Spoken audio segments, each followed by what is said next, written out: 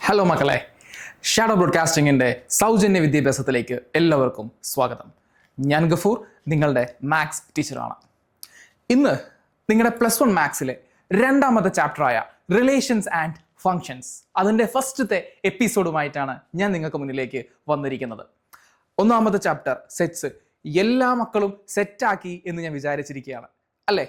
അതെ, ഇന്ന് നമ്മൾ അതിൻ്റെ ബാക്കി എന്നോണം അതിൻ്റെ ഒരു ഫോളോ അപ്പ് കണ്ടിന്യൂവേഷൻ എന്ന നിലയ്ക്കാണ് ഈ ഒരു ചാപ്റ്റർ വരുന്നത്. ഈ എല്ലാ കോൺസെപ്റ്റും അല്ല, പുതിയ പുതിയ ഭാഗങ്ങൾ നമ്മൾ ഇതിൽ പഠിക്കുന്നുണ്ട്. അപ്പോൾ നമുക്ക് തുടങ്ങാം. നമ്മുടെ ചാപ്റ്റർ, രണ്ടാമത്തെ ചാപ്റ്റർ, അതിൻ്റെ പേരാണ് റിലേഷൻസ് ആൻഡ് ഫങ്ഷൻസ്. റിലേഷൻ എന്നൊക്കെ പറയുമ്പോൾ നമ്മുടെ മനസ്സിൽ ഒരുപാട് കാര്യങ്ങൾ നമുക്ക് മനസ്സിലേക്ക് ഓടി ഉണ്ടാകുമല്ലോ. നല്ലതാണ്. എന്നിരുന്നാലും ഈ ചാപ്റ്ററിൽ നമ്മൾ എന്തൊക്കെയാണ് നമ്മൾ ഉദ്ദേശിക്കുന്നത്, പഠിക്കാൻ പ്ലാൻ ചെയ്തിരിക്കുന്നത് എന്ന് വളരെ ഭംഗിയിൽ നിങ്ങൾക്ക് എന്ത് ചെയ്യുന്നുണ്ട്, ക്ലാസ്സിൽ കാണുന്നുണ്ടാകും. അതിൽ നമ്മൾ ആദ്യം കാണാൻ വേണ്ടി പോകുന്ന ഒരു പോയിന്റ് എന്ന് പറയുന്നത്, ആദ്യമായിട്ട് നമ്മൾ കാണാൻ വേണ്ടി പോകുന്നത് കാർട്ടീഷ്യൻ എന്നുള്ള ഒരു രീതിയാണ്. നിങ്ങൾക്ക് എല്ലാവർക്കും അറിയാം എന്താണ് കാർട്ടീഷ്യൻ. കാർട്ടീഷ്യൻ പ്ലെയിൻ എന്ന് എല്ലാവരും ഉണ്ടാകുമല്ലോ. ഇപ്പൊ നിങ്ങൾ ഈ കാണുന്ന സ്ക്രീൻ കണ്ടല്ലോ, അതായത് ഈ പ്ലെയിൻ ആയിട്ട് കാണുന്ന ഈ ഒരു സ്ക്രീൻ, ഈ ഒരു പ്ലെയിനിനെ നമുക്ക് കാർട്ടീഷ്യൻ പ്ലെയിൻ എന്ന് നമുക്ക് വിളിക്കാം.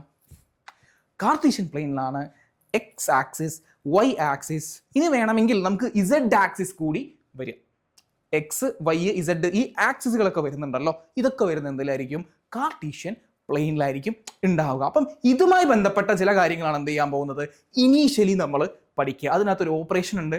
ഓപ്പറേഷൻ എന്ന് പറയുമ്പോൾ ഒരു എക്സസൈസ് വരുന്നുണ്ട്. അതിനകത്ത് കാർട്ടീഷ്യൻ പ്രൊഡക്റ്റ് എന്നത് നമ്മൾ വിചാരിക്കുന്ന പോലെ മൾട്ടിപ്ലിക്കേഷൻ പോലെ അത്രയ്ക്ക് അങ്ങോട്ട് ടഫ് ഒന്നുമല്ല, വളരെ നൈസാണ്. അത് എങ്ങനെയാണെന്നുള്ള കാര്യം നമ്മൾ ആദ്യം പഠിക്കും. ശേഷം റിലേഷൻ എന്നുള്ളൊരു പോർഷൻ ഉണ്ട്, അതിനുശേഷം ഫംഗ്ഷൻ എന്നുള്ളൊരു പോർഷൻ ഉണ്ട്. പിന്നെ ഈ ചാപ്റ്ററിൽ ഇമ്പോർട്ടൻ്റ് ആയിട്ടുള്ള ചില ഗ്രാഫുകൾ കൂടി നമ്മൾ പറയും.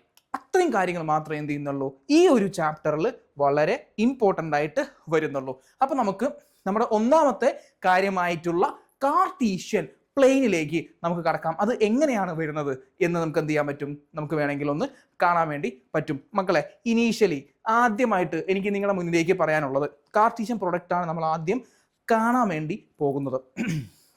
നിങ്ങൾക്ക് എല്ലാവർക്കും കഴിഞ്ഞ ചാപ്റ്ററിൽ പഠിച്ചതുപോലെ ഒരു സെറ്റ് നമുക്ക് സാധാരണഗതിയിൽ നമുക്ക് എഴുതാൻ അറിയുമല്ലോ. മറ്റൊരു സെറ്റ് കൂടി നമുക്കത് എഴുതാൻ അറിയേണ്ടതാണ്. നമ്മൾ എന്താണ്, ഇതൊക്കെ പഠിച്ച കാര്യങ്ങളാണ്. ഒന്ന് നോക്കിക്കേ, ഈ ഒരു സെറ്റിൽ നമുക്ക് ഇങ്ങനെ എഴുതാൻ പറ്റും. ഇപ്പോൾ എ എന്നുള്ളൊരു സെറ്റിൽ 2 എലമെന്റ്സ് എയും ബിയും ആണ്. ബി എന്നുള്ളൊരു സെറ്റിൽ സിയും ഡിയും ആണ്. അതിൻ്റെ എലമെന്റ്സ് എന്ന് നമുക്ക് പറയാൻ പറ്റും. അതിൻ്റെ എലമെന്റ്സ്, അതായത് എ എന്ന് പറയുമ്പോഴും ബി എന്ന് പറയുമ്പോഴും എ എന്ന സെറ്റിന്റെ എലമെന്റുകളാണ്. A is element of A and the small letter b which is also an element of a. അതേപോലെ similarly c which is an element of b and d is also an element of b. ഇത്രയും കാര്യങ്ങളാണ് നമുക്ക് അറിയുന്നത്, നമ്മൾ ചെയ്ത് വരാറുള്ളത്. ആണോ അല്ലയോ? ആണ്. ഇനി നമ്മൾ ഈ സാധനത്തിനൊക്കെ ഇതൊക്കെ ഒന്നുകൂടി ക്ലിയർ ചെയ്ത്, ഇതൊക്കെ നമ്മൾ അറിയുന്ന കാര്യങ്ങളാണ് ആണല്ലോ. നമ്മൾ ഓരോന്നിൻ്റെയും നമുക്ക് എലമെന്റ്സിനെ നമുക്ക് എന്ത് ചെയ്യാന്നറിയാം. നമുക്ക് ഇങ്ങനെ ഒരു ബ്രാക്കറ്റിനകത്ത് ഇപ്പോൾ സാധാരണഗതിയിൽ നമ്മളൊരു കോർഡിനേറ്റ് നമ്മൾ എങ്ങനെ എഴുതാം, നമ്മളിങ്ങനെ ബ്രാക്കറ്റിൻ്റെ ഉള്ളിൽ എക്സ് കോർഡിനേറ്റും വൈ കോർഡിനേറ്റും വേണമെങ്കിൽ ഇസഡ് കോർഡിനേറ്റും. ഇവിടെ ശരിക്കും നമുക്ക് സെറ്റിലേക്ക് നമ്മൾ കിടക്കുന്നില്ല, വേണമെങ്കിൽ എന്ത് ചെയ്താൽ കിടന്നാൽ മതി, ജസ്റ്റ് ഒന്ന് അറിയാൻ വേണ്ടിയിട്ട്. അതേപോലെ എക്സ് വൈ ഇതാണ്ടോ നമ്മൾ ഇതേപോലെയൊക്കെ എഴുതുന്നുണ്ടല്ലോ. യെസ്, ഇതിനെയാണ് നമ്മൾ പറയുന്നത് ഓർഡേർഡ് പെയർ. നമ്മൾ ഇതിനെ പറയുന്നതാണ് ഓർഡേർഡ് പെയർ. നമ്മൾ ഇതിനെ പറയുന്ന പേരാണ് ഓർഡേർഡ് പെയർ. അപ്പം ഓർഡേർഡ് പെയർ എ ബി എന്ന് പറഞ്ഞു കഴിഞ്ഞാൽ അപ്പം നമ്മൾ മനസ്സിലാക്കണം, എ കോമ ബി ഇങ്ങനെ എഴുതുമ്പോൾ നമ്മൾ മനസ്സിലാക്കണം എന്താണ്, എക്സ് എന്ന സ്ഥാനത്ത് എ ആണ്, വൈ എന്ന സ്ഥാനത്ത് ബി ആണ്. ഇനി ഒരു കാര്യം കൂടി പ്രത്യേകം എനിക്ക് നിങ്ങളോട് സൂചിപ്പിക്കാനുള്ളത് എന്താന്ന് പറഞ്ഞു കഴിഞ്ഞാൽ, നേരത്തെ നമ്മൾ 2 സെറ്റ് എടുത്തല്ലോ. ഇവിടെ എയും ബിയും ആണ് നമ്മുടെ എലമെന്റ്സ് എന്ന് വിചാരിക്കുക, ഇവിടെ സിയും ഡിയുമാണ് എലമെന്റ്സ്. നമ്മൾ എടുത്തത് അങ്ങനെയാണ് ആണല്ലോ. ഇനി എനിക്ക് ഈ എ എന്നുള്ള സെറ്റിനെയും ബി എന്ന സെറ്റിനെയും എനിക്ക് ആ കാണുന്ന ഓർഡേർഡ് പെയറിലേക്ക് ഇതിലേക്ക് എഴുതാൻ പറ്റും. അതെ, എഴുതാൻ പറ്റും. ഇനി നിങ്ങളൊന്ന് ആലോചിച്ച് നോക്കുക, അത് എങ്ങനെ ആയിരിക്കും അത് എഴുതുക എന്നതാണ് നമ്മൾ നോക്കാൻ വേണ്ടി പോകുന്നത്. അതായത് ഈ എ ഈ ബി എന്ന സാധനത്തിനെ നമ്മൾ എങ്ങനെയാണ് ഈ ഓർഡേർഡ് പെയർ വൽക്കരിക്കുക എന്നത് എന്ത് ചെയ്യുക, നമുക്കൊന്ന് ചെക്ക് ചെയ്ത് നോക്കാം. മക്കളെ നോക്കിക്കോ, എത്ര എലമെന്റ്സാ? ഇവിടെ 2, ഇവിടെയും 2 അല്ലേ. എനിക്ക് ഇങ്ങനെ എഴുതാൻ പറ്റും. എങ്ങനെ? എ കോമ സി സൂചിപ്പിക്കുന്നത് ഇത് എ എന്ന സെറ്റിലെയും രണ്ടാമത്തെ എലമെന്റ് ബി എന്ന സെറ്റിലെയും എലമെന്റ് ആണ്. ഇനി എനിക്ക് വേണമെങ്കിൽ എ കോമ ഡി എന്നും എഴുതാം. അതായത് ഇത് എ ബി. കുഴപ്പമുണ്ടോ? ഒരു കുഴപ്പമില്ല. ഇനി എനിക്ക് വേണമെങ്കിൽ എന്ത് ചെയ്യാം, ബി കോമ സി ഇങ്ങനെ എഴുതാം. പ്രശ്നമുണ്ടോ? ഒരു കുഴപ്പമില്ല. കാരണം ഇത് എ എന്ന സെറ്റിന്റെ എലമെന്റും സി എന്ന് പറയുന്നത് ബി എന്ന സെറ്റിലെ എലമെന്റും ആണ്. അതുപോലെ ബി കോമ ഡി ഇങ്ങനെ എഴുതുന്നതുകൊണ്ട് മക്കളെ എന്തെങ്കിലും പ്രശ്നമുണ്ടോ? ഇല്ല, ഒരു പ്രശ്നം നമുക്ക് എന്ത് ചെയ്യുന്നില്ല, ഇവിടെ ഉദിക്കുന്നില്ല എന്നുള്ളതാണ് വസ്തുത. ആണോ അല്ലയോ? യെസ്. അപ്പൊ ഇതൊക്കെയാണ് എന്ത് ഓർഡറുടെ പേരെന്ന് പറഞ്ഞ് നമ്മൾ എഴുതുമ്പോൾ നമ്മൾ ശ്രദ്ധിക്കേണ്ട ഒരു കാര്യം ഇതാണ് കേട്ടോ.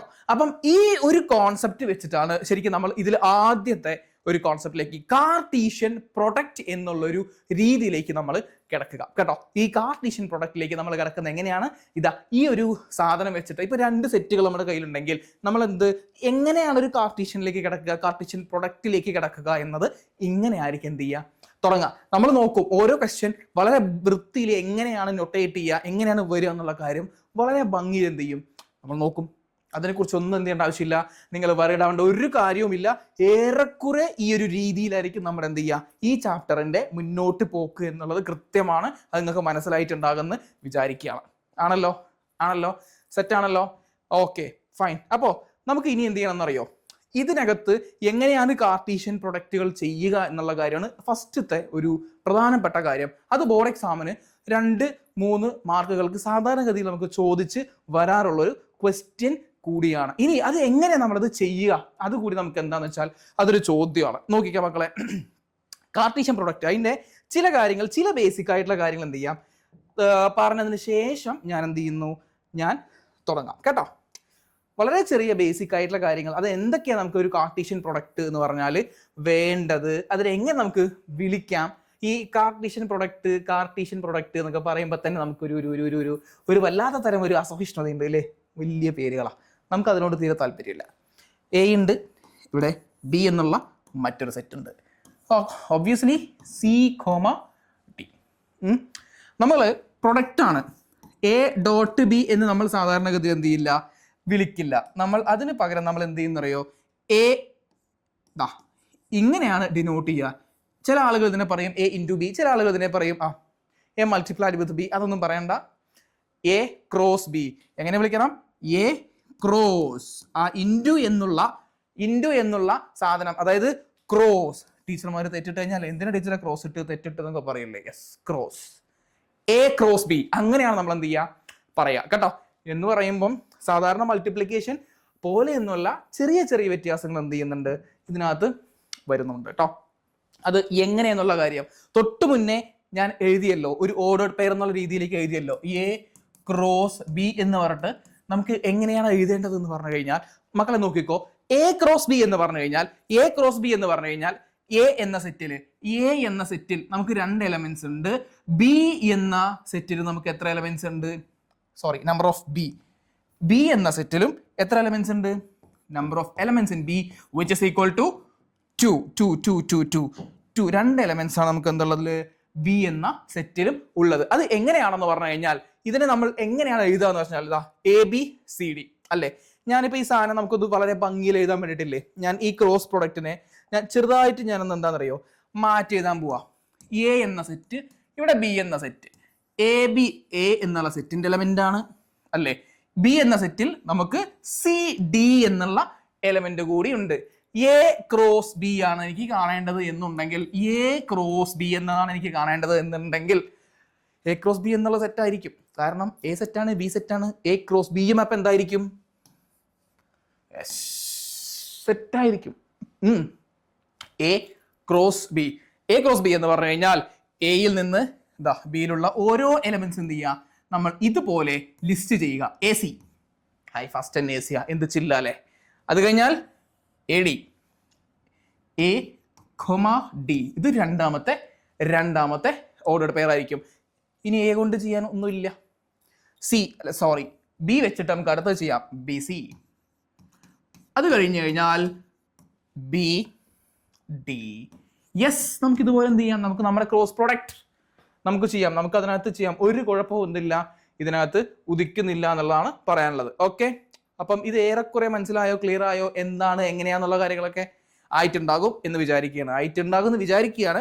പക്ഷേ ആ വിചാരം ശരിയാണോ എന്ന് അറിയണമെങ്കിൽ നമുക്ക് എന്ത് ചെയ്യണം, നമുക്ക് ചില ക്വസ്റ്റ്യൻസ് ഒക്കെ ഒന്ന് ചെയ്ത് നോക്കണം. മക്കളെ നോക്കിയടാ, നല്ലൊരു ക്വസ്റ്റ്യൻ ആട്ടോ ഇത്. എങ്ങനെയാണ് ഒരു കാർട്ടീഷ്യൻ പ്രൊഡക്റ്റ് ചെയ്യുക എന്നതാണ് ഇതാക്കാനുള്ളത്. അപ്പം ഈ ക്വസ്റ്റ്യൻ ഈ സാധനം എല്ലാവരും എഴുതിയെടുത്തിട്ടുണ്ടാകും എന്ന് ഞാൻ വിചാരിക്കുകയാണ്, മനസ്സിലായിട്ടുണ്ടാകും എന്ന് വിചാരിക്കുക. ഇത് ഇങ്ങനത്തെ ഒരു 2-3 ചോദ്യങ്ങൾ ചെയ്യുമ്പോൾ എന്താകും എന്നറിയോ, നിങ്ങൾ അടിപൊളിയാവും കേട്ടോ. സംഗതി നമുക്ക് കറക്റ്റ് തറവായിട്ട് ഇത് ചെയ്തു നോക്കണം. നമുക്ക് ചെയ്തു നോക്കാതെ നമുക്ക് കാര്യമല്ല. മക്കളെ, ഈ ക്വസ്റ്റ്യൻ ഇത് കാർട്ടീഷ്യൻ പ്രൊഡക്റ്റുമായി ബന്ധപ്പെട്ട ഒരു സിമ്പിൾ ആയിട്ടുള്ള ക്വസ്റ്റ്യനാണ്. ഇത് എങ്ങനെയെന്ന് വെച്ചാൽ 2 സെറ്റ് വന്നിട്ടുണ്ട്. ഒന്നാമത്തെ സെറ്റ് നമ്മൾ വിളിച്ചു എ. ഫസ്റ്റ് സെറ്റാണ് നമ്മുടെ എ. രണ്ടാമത്തെ സെറ്റാണ് നമ്മളുടെ ബി.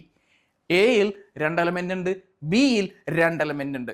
അപ്പോൾ ചിലവർ സംശയം ഉണ്ടാവും, അല്ല എത്ര എലമെന്റ്സ് ഇതിനകത്ത് ഉണ്ടാകും എന്നൊരു ചോദ്യം, എന്നൊരു സംശയം നമ്മുടെ മനസ്സിലുണ്ടാവും. ഇപ്പം എ ക്രോസ് ബി ചെയ്യുമ്പോൾ എത്ര എലമെന്റ്സ് ആയിരിക്കും എന്നുള്ളത് അതിന് ചെറിയൊരു ടിപ്സ് ഞാൻ പറഞ്ഞുതരാം. ഞാൻ തൊട്ട് മുന്നേ ഞാൻ പറയാൻ വന്നിരുന്നു, പക്ഷെ ഞാൻ അവിടെ ഇടാതിരുന്നത് ഇവിടേക്ക് എടുത്തു വെച്ചിരിക്കുകയാണ്. പറയാതിരുന്നത് ഞാൻ ഇവിടേക്ക് എടുത്തു വെച്ചിരിക്കുകയാണ്. എ ക്രോസ് ബി എന്നുള്ളതിൽ എങ്ങനെയാണെന്ന് പറഞ്ഞു കഴിഞ്ഞാൽ എയിൽ എത്ര എലമെന്റ്സ് ഉണ്ട്, ബിയിൽ എത്ര എലമെന്റ്സ് ഉണ്ട് നോക്കുക. Number of elements in A is 2 and number of elements that of B is 2.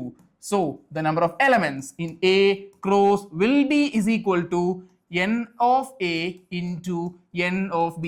എന്ന് പറഞ്ഞു കഴിഞ്ഞാൽ എയിലും ബിയിലും എത്ര എലമെന്റ്സ് ഉണ്ടോ അങ്ങോട്ട് ഇൻറ്റു ചെയ്യുക. ദാറ്റ് ഈസ് ഇവിടെ n of A എന്നുള്ളത് 2 ആണ്, n of B എന്നുള്ളതും 2 ആണ്. So the total number of elements in A cross B will be 4. 2 into 2 4. അത്രയേ ഉള്ളൂ. ക്ലിയർ ആണോ? സെറ്റ് ആണോ? ഇനി എങ്ങനെയാണ് നമ്മൾ ഇതിനകത്ത് എ ക്രോസ് ബി ചെയ്യുക എന്നൊരു ചോദ്യം നമ്മുടെ മനസ്സിൽ ഉണ്ടാവില്ലേ? ഉണ്ടാകും. എ എന്നുള്ളത് 2 4, ബി എന്നുള്ളത് 6 8. നമുക്ക് തൊട്ട് മുന്നേ ചെയ്ത പോലെ, അതായത് എ എന്നുള്ളതും ബി എന്നുള്ളതുമായ നമ്മുടെ 2 സെറ്റുകൾ. എയിൽ ഏതൊക്കെയായിരുന്നു? 2 4, ബിയിൽ 6 8. 2 4, 2 4, ബിയുടെ 6 8. 6 8 കാണുന്നുണ്ടല്ലോ അല്ലേ? അപ്പൊ നമുക്ക് നോക്കാം നമ്മുടെ എ ക്രോസ് ബി എന്ന സെറ്റിൽ എന്തൊക്കെ വരും, ആരൊക്കെ വരും, എവനെയൊക്കെ പിടിച്ചിടണം എന്നൊരു ചോദ്യം ഉണ്ടാവും. നോക്കിക്കോ മക്കളെ, എ ക്രോസ് ബി നോക്കുക. എ ക്രോസ് ബി ആണ് ചോദ്യം. അപ്പം എയിൽ നിന്നും ബിയിലേക്ക് 2 6 അതേപോലെ എഴുതുക. ഫസ്റ്റ് 2ഉം പിന്നെ 6ഉം.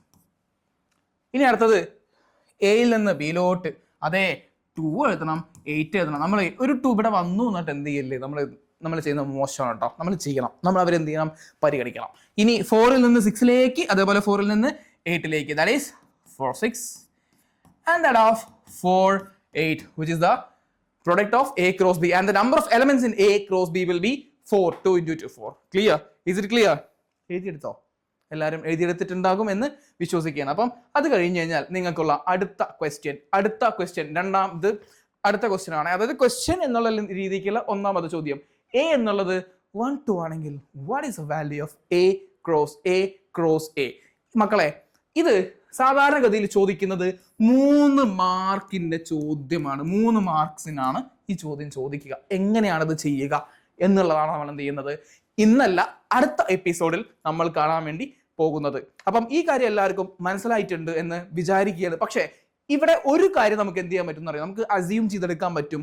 Number of elements in A cross A എന്ന് പറഞ്ഞു കഴിഞ്ഞാൽ എന്താണ് എന്നത് നിങ്ങൾക്ക് തന്നെ വിചാരിക്കാൻ വേണ്ടി പറ്റും.